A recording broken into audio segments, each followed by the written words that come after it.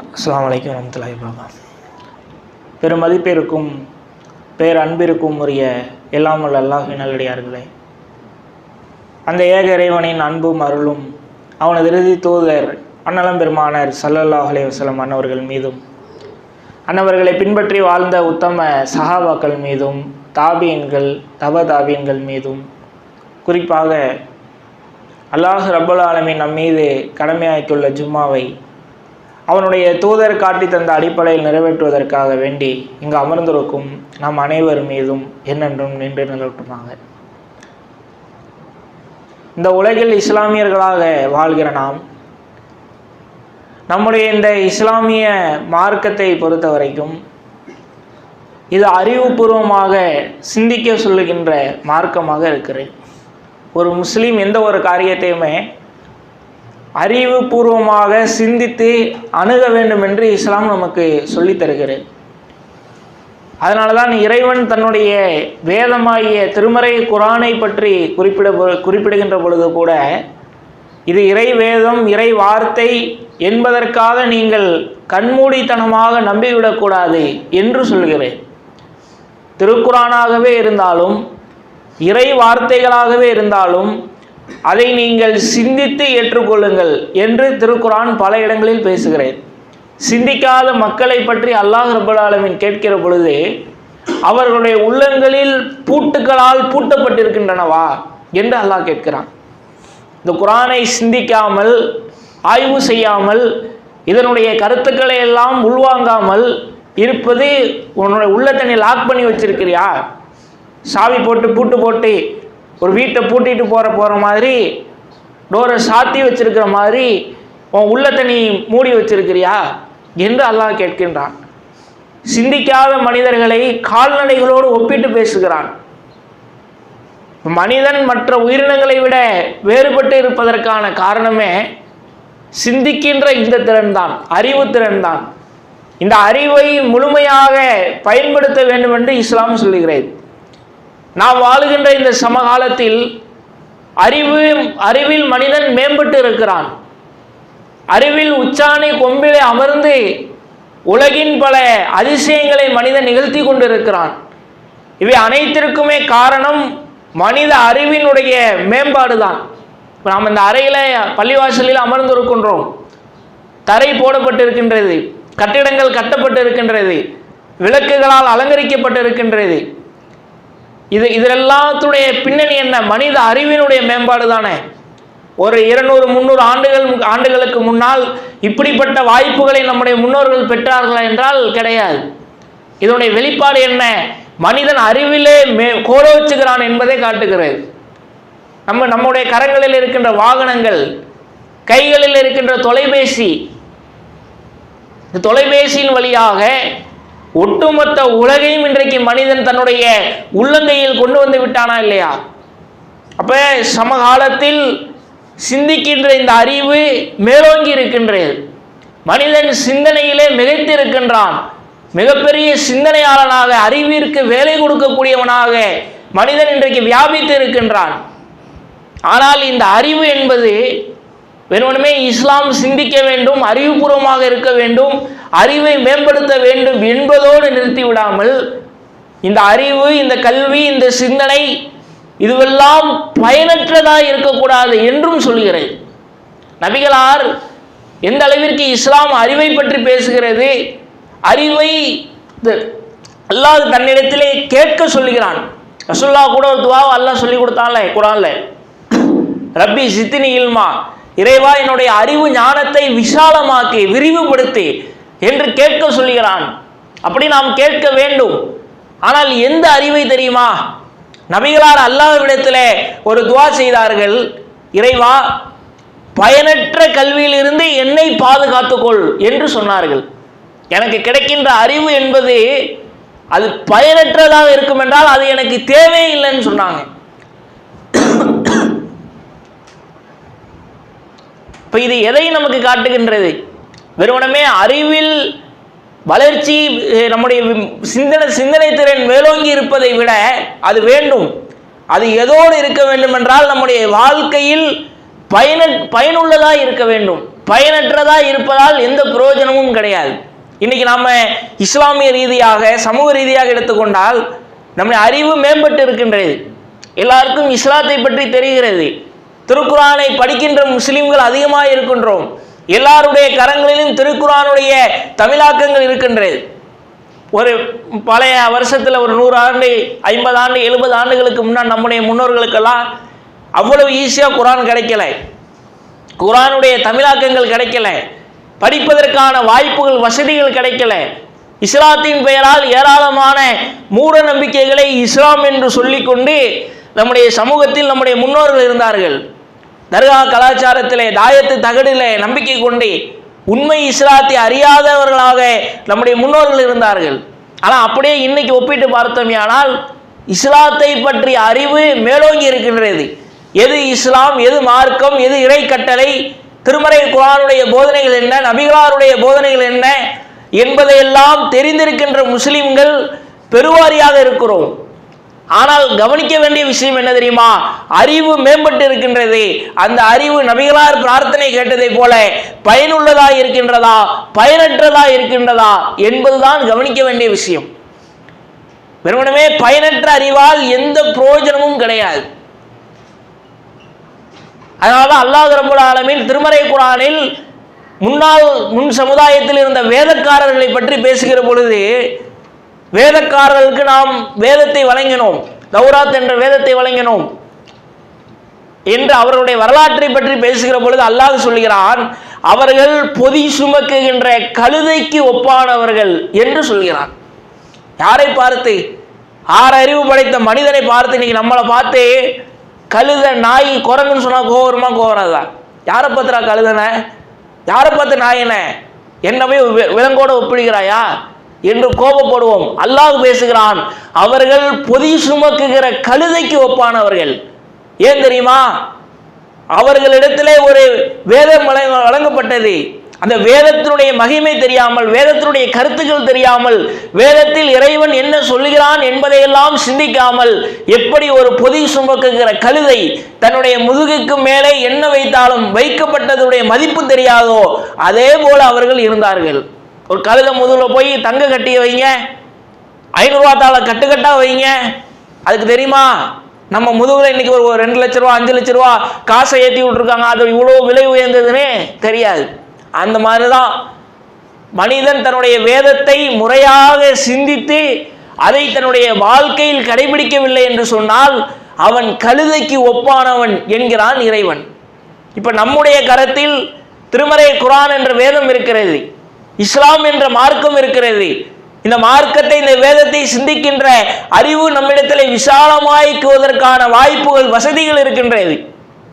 ஆனால் இவைகளெல்லாம் நம்முடைய வாழ்க்கையில் இருக்கிறதா என்று நம்மை நாமே சுய பரிசோதனை செய்து பார்க்க வேண்டும். நம்முடைய வாழ்க்கை அளவில், நம்முடைய செயல்பாட்டு அளவில் இஸ்லாம் இல்லை என்றால், திருமறை குர்ஆனுடைய போதனைகள் இல்லை என்றால், நபிகளாருடைய போதனைகள் கட்டளைகள் இல்லை என்று சொன்னால் அந்த அறிவினால் நமக்கு எந்த பிரயோஜனமும் கிடையாது. மொத்த குர்ஆனை மனனம் செய்யட்டுமே, குர்ஆனுடைய எல்லா வசனங்களையும் கரைத்து குடிச்சிருக்கணுமே, ரசூலுல்லாஹ்வுடைய எல்லா போதனைகளையும் பயான்களில் வார வாரம் கேட்டு அதை உள்வாங்கி இருக்கட்டுமே. அதனால் 10 பைசாவுக்கு பிரயோஜனம் கிடையாது. ஏன் கிடையாது? இஸ்லாம் என்பது வெறுமனவே சிந்திக்க, அறிவை மேம்படுத்த சொல்கிற மார்க்கம் அல்ல. நமக்கு தெரிந்த அறிவை, சிந்தித்ததை நாம் நம்முடைய வாழ்க்கையில் எந்த அளவு கடைபிடிக்கிறோம் அதை இஸ்லாம் பார்க்கிறது. அப்படிப்பட்ட அறிவுதான் பயனுள்ள அறிவு என்று நபிகளார் சொல்லி தந்தார்கள். இன்றைக்கு நம்மிடத்தில் அப்படி இருக்கின்றதா? இஸ்லாத்தை பற்றி நிறைய பேசுகிறோம், நிறைய தெரிந்து வைத்திருக்கின்றோம், நிறைய பயான்களை கேட்கிறோம், நிறைய கூட்டங்களுக்கு செல்கிறோம், திருக்குர்ஆனை படிக்கின்றோம். ஆனால் அவைகள் எல்லாம் நம்முடைய வாழ்க்கை அளவில் பிராக்டிகலாக, செயல்முறைகளாக நாம் கடைபிடித்துக் கொண்டிருக்கிறோமா? ஒவ்வொருவரும் அவர்களை நம்மை நாமே சுய பரிசோதனை செய்து பாருங்கள். செயல்பாட்டளவில் இல்லாமல் வெறுமனவே வாயளவில், பேச்சளவில், எழுத்தளவில் இருப்பதினால் எந்த பிரயோஜனமும் கிடையாது. நாம் இன்னைக்கு எப்படி இருக்கிறோம்?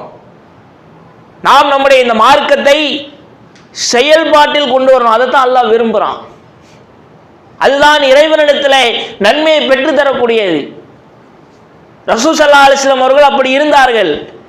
நபிகளார் அல்லாஹ்வுடைய தூதராக வெறுமனமே மக்களுக்கு மார்க்கத்தை உபதேசம் செய்கின்ற பேச்சாளராக மாத்திரம் இருக்கவில்லை, உபதேசிப்பவராக மாத்திரம் இருக்கவில்லை. எதையெல்லாம் சொன்னார்களோ அதை தன்னுடைய வாழ்க்கையில் செயல்முறைப்படுத்தி அதன் வழியாக முன்மாதிரி மிக்க ஒரு தலைவராக நபிகளார் இருந்தார்கள். என்ன கட்டளை ரசூலுல்லா சொன்னாலும் ஃபர்ஸ்ட் தன்னுடைய வாழ்க்கையில் கடைபிடிச்சாங்க. அதனாலதான் நபி அவர்கள் வரலாற்றில் தன்னுடைய வாழ்க்கையை காண்பித்து தன்னுடைய கொள்கையின்பால் மக்களை அழைத்த ஒரே தலைவராக இன்றளவுக்கும் நபிகளார் மட்டுமே இருக்கிறார்கள். நீங்க உலக வரலாற்றை புரட்டி பார்த்தா யாரும் தன்னுடைய வாழ்க்கையை காண்பித்து மக்களை எல்லாம் அழைத்தார்கள் என்று சொல்லவே முடியாது. பேச்சால் அழைத்திருப்பார்கள், எழுத்தால் அழைத்திருப்பார்கள், போதனைகளால் அழைத்திருப்பார்கள். ஆனால் ஒரே ஒரு மனிதர் ரசூலுல்லாஹி ஸல்லல்லாஹு அலைஹி வஸல்லம் மட்டும்தான் தன்னுடைய செயல்பாட்டை காண்பித்து நான் உங்களோடு இத்தனை ஆண்டுகள் வாழ்ந்தேனே, என்னுடைய வாழ்க்கையை பாருங்கள் என்று தன்னுடைய கொள்கைக்கு ஆதாரமாய் முன்வைத்தார்கள். முதலாக தன்னுடைய உறவினர்களுக்கெல்லாம் இஸ்லாத்தை சொல்ல வேண்டும் என்று இறைவன் கட்டளை இடுகிற பொழுது மக்காவிலே மலைக்குன்றின் மேலே ஏறி நின்று கொண்டு தன்னுடைய உறவினர்கள் அத்தனை பேரையும் நபிகளார் அழைத்து நிறுத்தி வைத்துக் கொண்டு முதலாக பொதுவெளியிலே இஸ்லாமிய பிரகடனத்தை முன்வைக்கின்றார்கள்.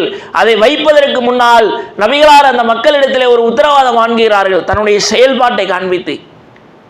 நான் உங்களோடு 40 ஆண்டுகள் வாழ்ந்திருக்கிறேன், இத்தனை ஆண்டுகளில் நான் சொன்னால் நீங்கள் எப்படி நம்புவீர்கள் என்று சோதனைப்படுத்துவதற்காக அந்த மக்களை பார்த்து கேட்கிறார்கள்.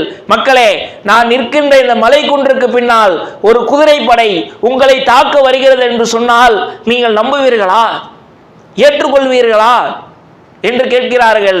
கூடியிருந்த அத்தனை பேரும் சொல்கிறார்கள், பலா, நம்புவோம்.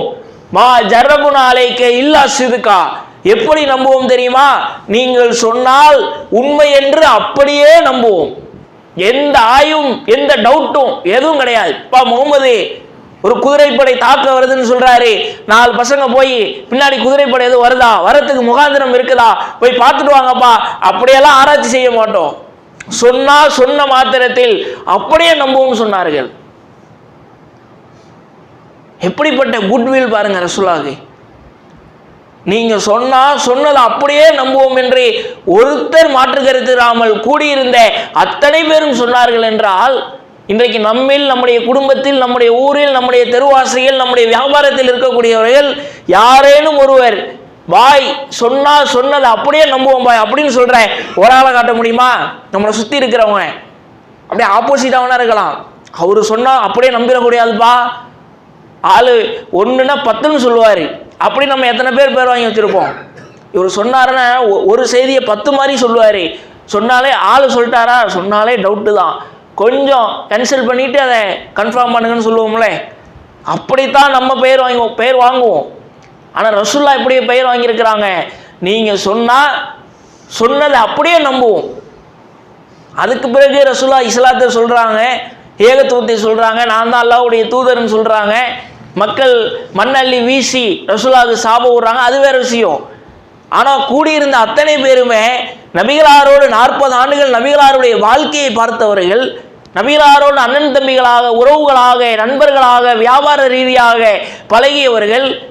அத்தனை பேரும் சொன்ன செய்தி என்ன, நீங்க சொன்னா அப்படியே நம்புன்னு சொன்னாங்களே. இந்த பெயரை ரசூலுல்லாஹ்வால் எப்படி வாங்க முடிஞ்சிச்சு? செயல்பாடு தான். அவங்க எங்க எத்தனை மேடையில் ஏறி பேசினாங்க, எத்தனை உபதேசத்தை செஞ்சாங்க, அப்பந்தான் பிரச்சார காலத்துக்கே வராங்க. ஆனா அந்த மக்கள் அத்தனை பேரும் சொன்னா நம்புன்னு சொன்னதற்கான காரணம் என்ன, அவர்கள் செயல்பாட்டிலே உண்மை இருந்துச்சு. அதனாலதான் ரசூல் ஸல்லல்லாஹு அலைஹி வஸல்லம் முதலாக இஸ்லாத்தை சொல்லுகிற அந்த முதல் ஸ்டார்டிங் ஸ்டேஜ், அப்பதான் ஜிப்ரீல் அலைஹிஸ்ஸலாம் வராங்க, வந்து நீங்க அல்லாஹ்வுடைய தூதருங்கிறாங்க. ரசூலுல்லாஹ் ஒரு பீதி வயப்பட்ட நிலையில தன்னுடைய வீட்டுக்கு ஓடி போறாங்க. நபிகளாருடைய மனைவி அன்னை கதீஜா ரலியல்லாஹு அன்ஹா இருக்கிறாங்க. அவங்க ரசூலுல்லாஹ்வை உட்கார வச்சு ஆறுதல் படுத்தினது என்ன, நபி ஸல்லல்லாஹு அலைஹி வஸல்லம் அவங்க சொன்ன ஆறுதல் வார்த்தைகள் படிக்கிற பொழுது அப்பவுமே ரசூலுல்லாஹ்வுடைய வாழ்க்கை எப்படி இருந்துச்சுன்னு சான்று. எப்படி சொல்றாங்க, கணவரே நீங்க பயப்படாதீங்க, அல்லாஹ் உங்களை கைவிட்ட மாட்டான். ஏன் தெரியுமா, நீங்க உண்மையாளராக இருக்கிறீங்க, ஏழைகளுக்கு உதவுறீங்க, அனாதைகளுக்கு உதவுறீங்க, விதவைகளுக்கு உதவுறீங்க, சிரமப்படுறவங்களுக்கு நீங்க சம்பாதிச்சு உங்களுடைய பொருளாதாரத்தை தரீங்க. இப்படிப்பட்ட வார்த்தை பாருங்க. நான் கஷ்டப்பட்டு என்னுடைய குடும்பத்துக்கு சம்பாதிப்பேன், என்னுடைய பிள்ளைக்கு சம்பாதிப்பேன், என்னுடைய தாய்க்கு சம்பாதிப்பேன். ஆனால் யாரோ ஒருவனுக்கு பொருளாதாரம் இல்லை, சிரமப்படுறான், அவனுக்காக நான் சம்பாதித்து என்னுடைய பொருளாதாரத்தை தருகிறேன் என்று சொன்னால் அது எவ்வளோ உயர்ந்த பண்பு. அந்த பண்பு நபிகளாரிடத்தில் அப்பவுமே இருந்துச்சு. அந்த செயல்பாட்டை காண்பித்து நபிகளாரை ஆசுவாசப்படுத்துகிறார்கள் அன்னை கதீஜா ரலியல்லாஹு அன்ஹா அவர்கள். இப்போ ஆரம்பத்திலிருந்து நபிகளாருடைய இந்த செயல்பாடு அவங்க இந்த இஸ்லாமிய பிரச்சாரத்துக்கு பெரிதும் உதவுனுச்சு. ஏன்னா நம்ம இன்னைக்கு இஸ்லாம் இறை மார்க்குங்கிறத நம்ம ஈஸியாக சொல்லிடலாம். யார்கிட்ட வேணாலும் போய் நாங்கள் இருப்பது இறைவனுடைய மார்க்கம் அப்படின்னு என்ன பண்ணுவோம், நேராக குரானை கொண்டு போய் கொடுத்து குரானை படித்து நாங்கள் இதை படிங்க, ஆய்வு செய்யுங்க, இது இறை மார்க்கம் இல்லைன்னு குரான்லேருந்து உங்களுக்கு என்ன டவுட் வேணால் கேளுங்க, நாங்கள் பதில் சொல்கிறோம் அப்படின்னு நம்ம இன்னைக்கு சொல்லிடலாம். ஆனால் ரசூலுல்லாஹ் காலத்தில் அப்போ தான் குரான் இறக்கப்படுது. சிறுக சிறுக குரானுடைய 1 வசனம் 2 வசனம் 5 வசனம் அப்போ தான் வருது. அப்போ குரானை காண்பித்து இது இறைவேதம் சொல்ல முடியாதே. குரானே இறைவேதம் ப்ரூஃப் பண்ணுற ஒரு இடத்துல ரசூலுல்லாஹ் நின்னாங்க. ஆனால் மக்கள் சாறை சாறையாக இஸ்லாத்தை நோக்கி வந்தாங்க. இன்னைக்கு இஸ்லாத்தை நோக்கி வருவதற்கும் நபிகளாருடைய காலத்தில் இஸ்லாத்தை நோக்கி வந்த மக்களுடைய எண்ணிக்கை அதிகமாக இருந்துச்சு. இன்னைக்கு இருக்கிற மக்கள் தொகை கணக்கெடுப்பு படி பார்த்தா இன்னைக்கு அதிகமாக இருக்கும். அன்னைக்கு இருக்கிற மக்கள் தொகை கணக்கெடுப்பு இருந்த லெவலில், உலக மக்கள் தொகை லெவலில் அன்னைக்கு இஸ்லாத்தை நோக்கி வந்த மக்களுடைய எண்ணிக்கை அதிகம், இன்று குறைவு. ஏன் அன்னைக்கு எப்படி அதிகமாக இருந்துச்சு? ரசூலுல்லாஹ்ட்ட குரானுங்கிற ஒரு வேதம் இல்லையே, குரானை காண்பித்து அவங்க மக்கள் அழைக்க முடியாதே, அப்போதான் குரான் இறக்கப்படுது. ஆனால் ரசூலுல்லாஹ் எதை காண்பித்து அழைத்தார்கள் தெரியுமா? தன்னுடைய வாழ்க்கையை காண்பித்து அழைத்தார்கள். உங்களோட வாழ்ந்தேன், என் வாழ்க்கையை பாருங்க, அல்லாஹ்வே அப்படிதான் சொல்றான், நபியே உங்களுடைய வாழ்க்கையை காண்பித்து அந்த மக்களை அழைங்க. அந்த மாதிரி ரசூலுல்லாஹ் அழைச்சாங்க. நபிகளாருடைய வாழ்க்கையை பார்த்தவர்கள், இவர் இத்தனை ஆண்டுகள் நம்மோடு இருந்திருக்கிறார், நம்மோடு பழகி இருக்கிறார், நம்மோடு வியாபாரம் செய்திருக்கிறார், நம்மோடு குடும்பம் நடத்தியிருக்கிறார், இவர் ஏமாற்றக்கூடியவர் அல்ல, இவர் பொய் சொல்லக்கூடியவர் அல்ல, இவர் மோசடி செய்யக்கூடியவர் அல்ல என்று நபிகளாருடைய மொத்த வாழ்க்கையை பார்த்துதான் அன்றைக்கு இஸ்லாத்தை நோக்கி வந்தார்கள். இன்னைக்கு நம்ம வாழ்க்கையை பார்த்து நம்ம கூட இருக்கிறவங்க யாரோ ஒருவர் இஸ்லாத்தை நோக்கி வந்துடுவார்னு சொல்லுங்க பார்க்கலாம். பாய் வியாபாரத்தில் ரொம்ப உண்மையாக இருப்பார், ஏமாற்ற மாட்டார், மோசடி செய்ய மாட்டார், பிறருடைய சொத்துக்கு ஆசைப்பட மாட்டார். அதனால நம்ம சுற்றி இருக்கிறவங்க யாரோ ஒரு இஸ்லாத்தை விரும்பி வந்தாருன்னு ஒரே ஒரு மனிதரை சொல்ல முடியுமா? ஆனால் நபிகளாருடைய சுற்றி இருந்த அத்தனை பேருமே நபிகளாருடைய வாழ்க்கையை பார்த்து மட்டுமே இஸ்லாத்திற்கு வந்தார்கள். ஏன்னா அவங்க எதை சொன்னாங்களோ அதை செஞ்சாங்க. அதனால தான் ரசூல் ஸல்லல்லாஹு அலைஹி வஸல்லம் வாழ்க்கையை நபிகளாருடைய மனைவிமார்கள் எப்படி சொன்னார்கள்? நபிகளாருடைய வாழ்க்கை மொத்த குரானாகவே இருந்தது. குரான்ல என்னெல்லாம் கட்டளை இருந்துச்சோ அதை தன்னுடைய வாழ்க்கையில் அவர்கள் செயல்படுத்தி காண்பித்தார்கள். யோசித்து பாருங்களேன், ரசூலுல்லாஹ் எதை வரலாற்றை எடுத்து புரட்டி பார்த்தா எதையெல்லாம் சொன்னாங்களோ அதை முதல்ல நின்று ரசூலுல்லாஹ் செஞ்சாங்க. போர்க்களத்தை பற்றி வலியுறுத்தி பேசினாங்க. போர்க்களத்திற்காக ஒரு முஸ்லீம் பயந்து ஓடிடக்கூடாது, போர் என்று அழைக்கின்ற பொழுது முன்னால் வந்து நிற்கணும். இஸ்லாமிய மார்க்கத்திற்காக போர் செய்து ஒருவர் கொல்லப்பட்டால் அவர் ஷஹீத் என்று சொன்னார்கள். அல்லாஹ்வுடைய பாதையிலே இறந்தவர், அவருக்கு மன்னரை வாழ்க்கை அல்ல, சோனத்து பறவையா இறைவனுடைய சன்னிதானத்தில் சுற்றி திரிவார் என்று ஆசை காண்பித்தார்கள் போரிலே பங்கெடுப்பதற்காக. இவ்வளவு ரசூலுல்லாஹ் சொல்லிட்டு சரிப்பா எல்லாம் போங்க, போர்க்களத்தில் போய் இல்லைங்க நின்று ஜெயிச்சுட்டு வாங்க, நான் மதீனாவை பார்த்துக்கிறேன் அப்படின்னு ரசூலுல்லாஹ் மஸ்ஜித் நபியில உட்கார்ந்து இல்லை, போர்க்களம் என்று வந்தால் போர்க்களத்திலே போரிலே பங்கெடுத்து மக்களை எல்லாம் வழிநடத்துகிற தளபதியாக முன்னால் நின்று போர் செய்வார்கள் என்ற வரலாற்றை படிக்கின்றோம். அதுவும் எப்படி?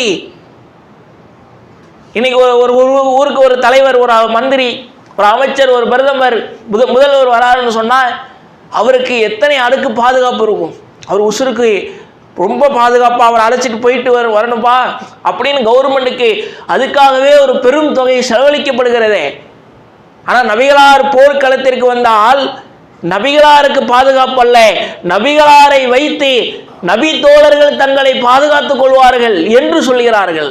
நாங்கள் போர்க்களத்திலே நபிகளாருக்கு பின்னால் நின்று நபிகளாரை கவசமாக வைத்து எங்களுடைய உயிரை பாதுகாத்துக் கொண்டோம் என்று நபி தோழர்கள் சொன்னார்களே, அப்படி என்று சொன்னால் அல்லாஹ்வுடைய தூதர் போர்க்களத்திலே எந்த அளவிற்கு முன்னால் நின்று போரிட்டு இருப்பார்கள்.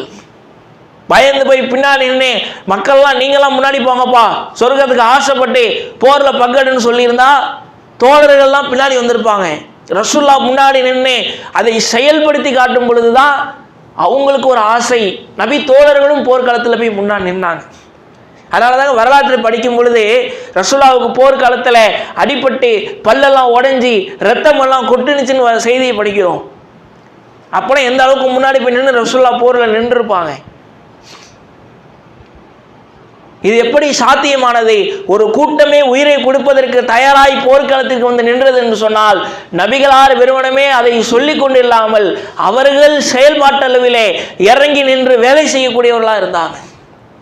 அதே மாதிரி ரசூல்லா தர்மத்தை பற்றி பேசுவாங்க, தர்மத்தை வலியுறுத்தி சொல்லுவாங்க. தர்மத்திற்கு அல்லாஹ் தரக்கூடிய கூலியெல்லாம் வியாபித்து விலைக்கு விரிவாக பேசுவார்கள். வெறுமனமே பேசிட்டு ரசூல்லா போய் வீட்டில் உட்கார்ந்துருந்தா தோழர்களுக்கு தர்மம் செய்யணும்னு ஆசை வந்திருக்குமா? ஒவ்வொரு தோழரும் தன்னுடைய சொத்து பொருளாதாரம் அத்தனை தூக்கி வாரி வழங்கினாங்க. எப்படி வழங்கினாங்க? ரசூல்லா அதை பிராக்டிக்கலாக செயல்படுத்தினாங்க. வெறுமனமே தர்மத்தை சொல்லிட்டு போய் அவங்க வீட்டில் உட்கார்ந்துக்கல, அவங்களே தர்மத்தில் முன்னாடி நின்று வாரி வாரி வழங்கினாங்க. அதனால தான் செய்தியெல்லாம் பார்க்குறோம். ரமலான் மாதம் வந்துட்டா ரசூல்லா தர்மமாகவே மாறிடுவாங்கன்னு ஹதீஸை படிக்கிறோமே. அப்போ வெறுமனமே தர்மத்தை சொல்லிட்டு போகல, அதை செயல்படுத்தி காண்பிச்சாங்க. ரசூல்லாவே தர்மம் செய்யறதை பார்க்கும் பொழுது தோழர்கள் ஆர்வமாக தர்மம் செஞ்சாங்க. ரசூல்லா பொறுமையை வலியுறுத்தினாங்க. பொறுமை இஸ்லாத்தில் மிக முக்கியமானது. மென்மையை, தன்மையை, பிறரோடு அன்பு பாராட்டுவதை எல்லாவற்றையும் வலியுறுத்தி பேசினாங்க. பேசிவிட்டு அவங்க கடினம் காண்பித்து இருந்தா, அவங்க கோபப்பட்டு இருந்தா நபி தோழர்களுக்கு அந்த சகிப்புத்தன்மை வந்திருக்குமா? ரசூலுல்லாஹ் முன்னாடி நின்று அதை பிராக்டிக்கலாக செயல்படுத்தி காண்பிக்கிறாங்க. அல்லாஹ்வுடைய தூதர் பள்ளியில் இருக்கிறாங்க.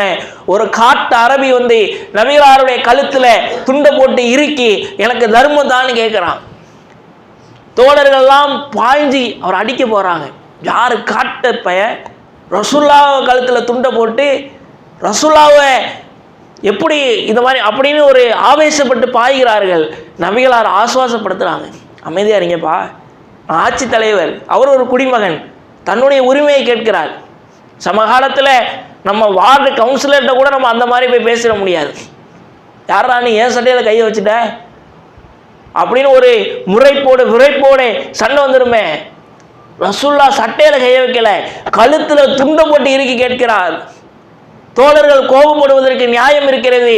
தங்கள் உயிருக்கு மேலாய் நேசிக்கின்ற தலைவராக இறை தூதராக கருதுகிற ஒரு மனிதர் மீது தோளில் துண்டை போட்டு இருக்கிறான், எவ்வளவு கோபம் வரும். ஆனால் ரசூல் ஸல்லல்லாஹு அலைஹி வஸல்லம் அவங்க அது அவர்களை அப்படியே ஆசுவாசப்படுத்தி அவர் கேட்டதையெல்லாம் கொடுத்து அனுப்புகிறாங்க. இந்த சகிப்புத்தன்மை தான் தோழர்களையும் சகிப்புத்தன்மையாளராக மாற்றியது. இப்படி எல்லா விஷயத்திலையுமே நபிகளார் பிராக்டிக்கலாக செயல்படுத்தினாங்க. ரசூல் ஸல்லல்லாஹு அலைஹி வஸல்லம் மகன் இப்ராஹிம் இறந்து கிடக்கிறார். அதை நபிகளார் எதிர்கொண்ட விதம், நபிகளாருடைய மனைவி ஆயிஷா நாயகி மீது அவதூறு சொல்லப்படுகிறது, அதை நபிகளார் எதிர்கொண்ட விதம், நபிகளாருடைய பல உயிருக்கு மேலான நேசித்த தோழர்கள் போரிலே கொல்லப்பட்டார்கள், அதை நபிகளார் எதிர்கொண்ட விதம். இப்படி எல்லா நபிகளாருடைய மொத்த வாழ்க்கையுமே இந்த மனித சமூகத்திற்கு படிப்படையாக இன்றைக்கும் நிற்கிறது என்று சொன்னால் அவர்கள் சொன்னதையெல்லாம் தங்களுடைய வாழ்க்கையில் கடைபிடித்தார்கள், செயல்படுத்தினார்கள், செயல்பாட்டளவில் இஸ்லாத்தை காண்பித்தார்கள். இன்றைக்கு 15 நூற்றாண்டுகளை கடந்தும் 1500 ஆண்டுகள் நிறைவடைந்தும் அவர்களால் வென்றெடுக்கின்ற மக்கள், அவருடைய வாழ்க்கையை படித்து இஸ்லாத்தை நோக்கி வருகின்ற மக்கள் ஏராளமான பேர் இருக்கிறார்கள். ஆனால் நாம் சமகாலத்திலே உயிரோடு நடமாறி கொண்டிருக்கிறோம், வியாபாரம் செய்து கொண்டிருக்கிறோம், பொருளீட்டு கொண்டிருக்கிறோம், சக மனிதனோடு பேசிக்கொண்டு பழகி கொண்டிருக்கிறோம். நம்முடைய வாழ்க்கையை பார்த்து இஸ்லாத்தை நோக்கி வரக்கூடியவர்கள் எத்தனை பேர்? ஏன்னா நம்ம வாழ்க்கையில் பிராக்டிக்கலாக இஸ்லாம் இல்லை. அதான் காரணம். நம்முடைய குடும்பத்தில், நம்முடைய பொருளாதாரத்தில், நாம் செய்கின்ற வியாபாரத்தில், நாம் நம்முடைய அண்டை வீட்டுக்காரர்கள் விஷயத்தில், நம்முடைய ஊரார் விஷயத்தில், எல்லா இடங்களிலுமே இஸ்லாத்தை செயல்முறைப்படுத்தி பாருங்கள். இஸ்லாத்தை நோக்கி விரும்பி வரக்கூடிய மக்கள் ஏராளமான பேர் இருப்பார்கள். பெரிய அளவில் நாம் கூட்டம் போட்டு பேசிக்கொண்டு இதுதான் இஸ்லாம் என்ற கருத்துக்களை மக்களிடத்தில் பிரச்சாரம் செய்வதை விட நம்முடைய செயல்பாடு அவருடைய உள்ளத்தில் தாக்கத்தை ஏற்படுத்தும். அப்படித்தான் இந்தியாவில் இஸ்லாமியர்கள் வந்தார்கள். இன்னைக்கு நம்மெல்லாம் இன்னைக்கு முஸ்லீமாக இருக்கிறோமே, எப்படி இஸ்லாத்தை நோக்கி வந்தோம்? நம்முடைய முன்னோர்கள் எல்லாம் என்ன, அரபு நாடுகளுடைய இறக்குமதியா? துபாயிலேருந்து ஒரு ஷேக்கு, சவுதியிலேருந்து ஒரு ஷேக்கு, குவைத்திலேருந்து ஒரு ஃபேமிலி வந்து இந்தியாவில் வந்து அவங்க வாரிசு நம்மெல்லாம் இன்னைக்கு இஸ்லாத்தில் இருக்கிறோமா? நம்ம முன்னோர்கள் ஒரு காலத்தில் வேறு ஏதோ ஒரு மதத்தில், வேறு ஏதோ ஒரு குலத்தில் அப்படி தான் இருந்தாங்க. நம்மளாம் அந்த நாட்டுடைய பூர்வ குடிகளாக நம்முடைய தலைமுறை 10-15 தலைமுறைக்கு போய் பார்த்தா அவங்க ஏதோ ஒரு இந்தியாவில் இருந்த ஒரு மதத்தில் தான் இருந்தாங்க. ஆனால் எப்படி இஸ்லாம் வந்துச்சு, எப்படி முஸ்லீம் ஆனோம்? அரபு நாட்டிலேருந்து ஒரு கூட்டம் கேரளா வழியாக இந்தியாவுக்குள்ளே வராங்க. முதலாக எதற்காக? இஸ்லாத்தை சொல்கிறதற்கு வரல, இஸ்லாத்தை பிரச்சாரம் செய்யணும்னு ரசூலுல்லாஹ் அனுப்பி வச்சு அப்படி வரல. இந்தியாவுங்கிற ஒரு நாட்டில் வியாபாரம் செய்வதற்காக அங்கே உள்ள பொருட்களை எல்லாம் இங்கே கொண்டு வந்து வியாபாரம் செய்கிறதுக்காக வராங்க. அவங்க வியாபாரத்தில் இருந்த நேர்மையை நம்முடைய முன்னோர்கள் பார்க்குறாங்க. ஏன்னா நம்ம நாட்டில் வியாபாரம்னாலே அதனுடைய பெயர் பொய்ன்னு இன்னைக்கு மாற்றிட்டாங்க. எந்த பிஸ்னஸ் எடுத்தாலும் பொய் இல்லாமல் பிஸ்னஸ் இல்லை, வியாபாரம் இல்லை அப்படின்னு ஒரு பிம்பத்தை ஏற்படுத்திட்டாங்க. அதனால தான் நீங்கள் பாருங்களேன், ஒரு பொருளை விற்கும் பொழுது நீங்கள் என்ன விலையை சொன்னாலும் சரி, வாங்குகிற வாடிக்கையாளர்கள் கேட்குற காசு அப்படியே கொடுக்குறாங்களா? 100 ரூபாயை சொன்னாலும் 80 ரூபாய்க்கு கேட்பாங்க, 80 ரூபாயை சொன்னாலும் 70 ரூபாய்க்கு கேட்பாங்க.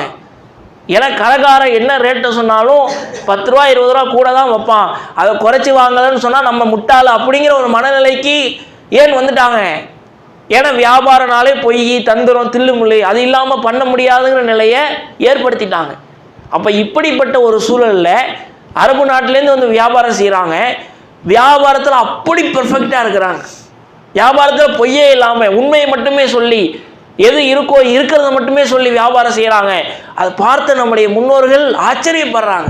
எப்படா அது, நம்ம வியாபாரனாலே கலப்போடன்னு வச்சுருக்குறோம், பாய்மாருங்க பண்ணுற வியாபாரம் அவ்வளோ உண்மையாக இருக்குதே, அப்படி வியாபாரம் பண்ணுறாங்களே, எது இவர்களை இப்படி தள்ளியது என்று சிந்திக்கிற பொழுது அவர்கள் சார்ந்த இஸ்லாம், அவர்களுடைய தூதர், அவருடைய வேதம் அது இவர்களை வழிநடத்துகிறது என்று அதை பிடித்து போய் விரும்பி நம்முடைய முன்னோர்கள் இஸ்லாத்தை ஏற்றுக்கொண்டார்கள். இன்றைக்கு நாம் எல்லாம் முஸ்லீமாக இருக்கிறோம். நாம் முஸ்லீமாக மாறினது கூட சிலருடைய அந்த செயல்பாடு உள்ளத்தை தைத்தது தான்.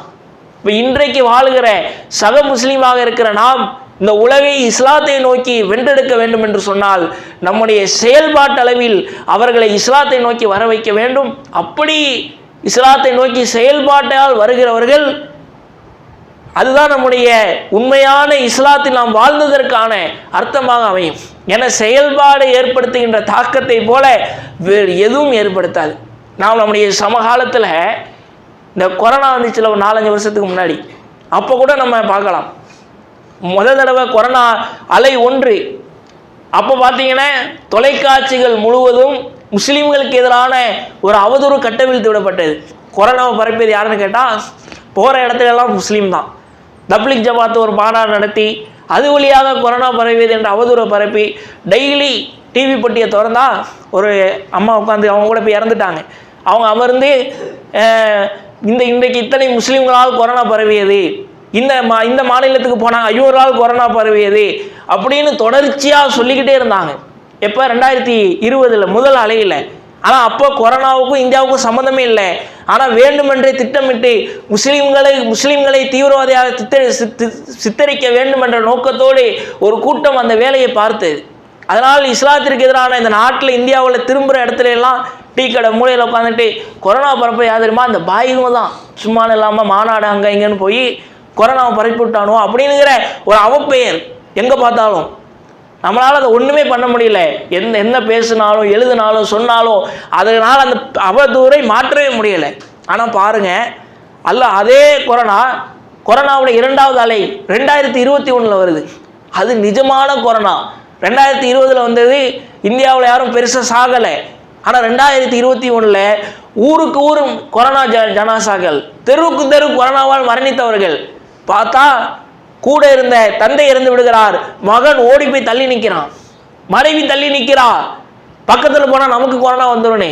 அப்போ ஒவ்வொரு ஊர்லேயும் எந்த பாய்மார்கள் கொரோனாவை பரப்புனாலும் அவதூறு பரப்புனானோ அந்த பாய்மார்கள் தங்களுடைய தோள்களில் சுமந்து கொண்டு போய் அந்த ஜனாசாவை அடக்கம் செய்துட்டு வராங்க. பார்க்குறவங்களாம் இப்போ இவங்களையா நம்ம தப்பாக பேசிட்டோம் என்று அவர்களே வருத்தப்படுகிற அளவிற்கு நம்முடைய செயல்பாடு மாற்றியது. எந்த தொலைக்காட்சியின் வழியாக தினந்தோறும் கொரோனாவை பரப்பியது முஸ்லிம்கள் தான் என்ற அவதூறு பரப்பப்பட்டதோ அதே தொலைக்காட்சியின் வழியாக ஒரு நிகழ்ச்சி நடைபெறுகிறது. கொரோனாவால் பாதிக்கப்பட்டு மீண்டெழுந்த ஒரு பெண்மணி அவர் பேசுகிறார், நான் கொரோனாவால் பாதிக்கப்பட்டு லாஸ்ட் ஸ்டேஜுக்கு போயிட்டேன், என்னுடைய உறவினர்கள் எல்லாம் என்னை கைவிட்டு விட்டார்கள். அப்பொழுது நான் ஒரு கால் டாக்ஸி டிரைவருக்கு ஃபோன் பண்ணேன், வந்து என்னை கூட்டிகிட்டு போனார், ஹாஸ்பிட்டலில் அட்மிட் பண்ணி கடைசி வரை என்னோடு இருந்து என்னுடைய உயிரை காப்பாற்றி விட்டு சென்றாள் என்று மனம் உருகி அந்த நேரத்தில் அந்த டிரைவர் மட்டும் வரலன்னு சொன்னால் நான் இன்னைக்கு உசுறு பொழைச்சி இங்கே அமர்ந்திருக்க மாட்டேன் என்று கண்ணீர் மல்க ஆனந்தத்தோடு பேசுகிறார். அப்பொழுது நெறியாளர் கேட்கிறார், யாரும் அவரு? வேறு யாரும் இல்லை, அவர் ஒரு முஸ்லீம் வந்தவர். ஆனால் எனக்கு ஒன்றே ஒன்று தெரியும், அவர் தான் கடவுள். நம்ம மனிதனை கடவுளாக ஏற்றுக்கொள்ள முடியாது, அப்படி யாரையும் சொல்ல முடியாது. அப்படி ஒரு சித்தாந்தம் தவறானது. எந்த மனிதனும் கடவுளாக முடியாது. ஆனால் ஒரு சக மனிதனை கடவுள் என்று சொல்கிற நிலைக்கு ஒரு பெண்மணி தள்ளப்படுகிறார் என்றால் அவருடைய உள்ளத்தில் எந்த அளவிற்கு அவர் இருந்திருப்பார். அவர் ஒரு முஸ்லிம் என்ற செய்தி அதே தொலைக்காட்சியின் வழியாக ஒட்டுமொத்த உலகிற்கும் சென்றதென்றால் எந்த தொலைக்காட்சியை மையமாக வைத்து முஸ்லிம்கள் தான் கொரோனாவை பரப்பினார்கள் என்று சொன்னார்களோ அதே தொலைக்காட்சியின் மையமாக முஸ்லிம்கள் தான் இந்த கொரோனாவில் பாதிக்கப்பட்ட மக்களுக்காக களத்தில் நின்றார்கள் என்ற செய்தி கொண்டு சேர்க்கப்பட்டது என்று சொன்னால் அந்த நிலையை அல்லாஹ் ஏன் ஏற்படுத்தினான்? செயல்பாட்டால் தான்.